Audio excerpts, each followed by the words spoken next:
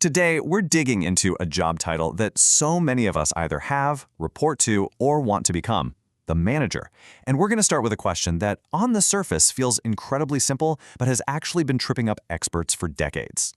No, seriously, what is the actual fundamental job of a manager? You'd think there'd be a straightforward answer, right? Well, for years, if you ask the experts, you'd get a whole bunch of different and honestly pretty conflicting answers. Some people, like the famous strategist Michael Porter, would tell you that managers are basically thinkers. They're the ones standing back, analyzing the big picture, and plotting the strategic course for everyone else to follow. Then you've got another camp, with folks like Warren Bennis, who say, hold on, the best managers aren't really managers at all. They're leaders. Their job is to inspire people, to create this compelling vision that makes everyone want to follow along.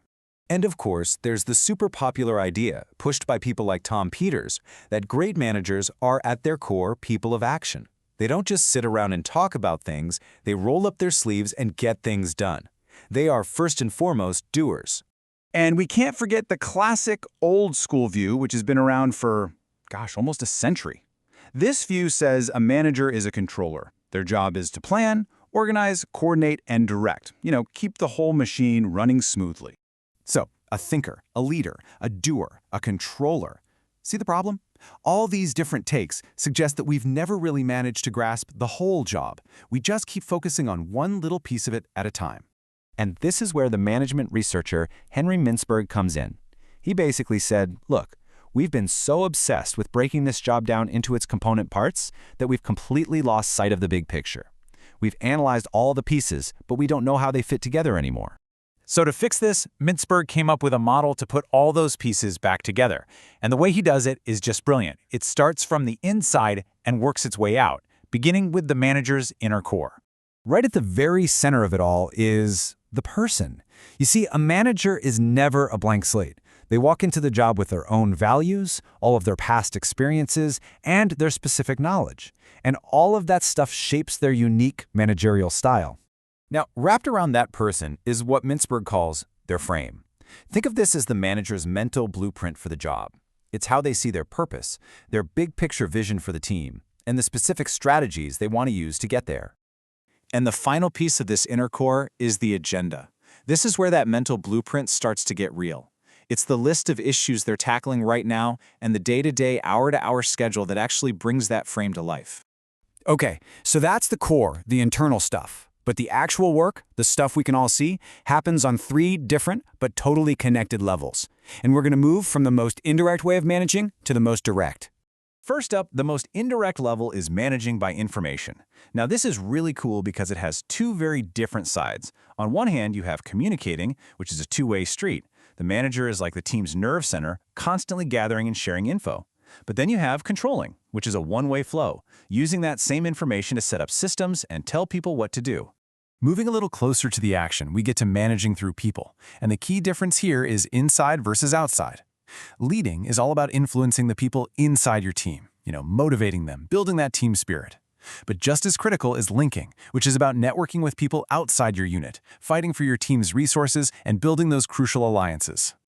And that brings us to the most direct, hands-on level of them all: action. This is where managers stop influencing or informing and start getting directly involved themselves. They are in the mix. And this doing really happens in 2 main places. Inside the team, the manager is the one championing new projects and jumping in to handle crises. And outside the team, they are literally doing deals, personally getting involved in negotiations with other departments or external partners. So there we have it. We've got the inner core and then the 3 outer levels: information, people, and action. So now, let's put it all together and see what this well-rounded, complete picture of a manager's job actually looks like. And here it is, the whole model. The most important thing to see here is that these aren't separate jobs you can pick and choose from. It's an integrated system. A manager's core beliefs inform how they act, and the results of those actions provide new information that, in turn, reshapes their core beliefs. It's this living, breathing cycle. Mintzberg uses this really powerful metaphor to explain why this matters. He says a manager's job is like a wheel.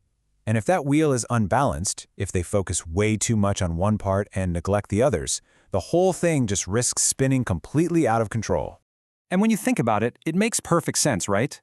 A doer who never stops to think is just creating a lot of busy work with no real direction.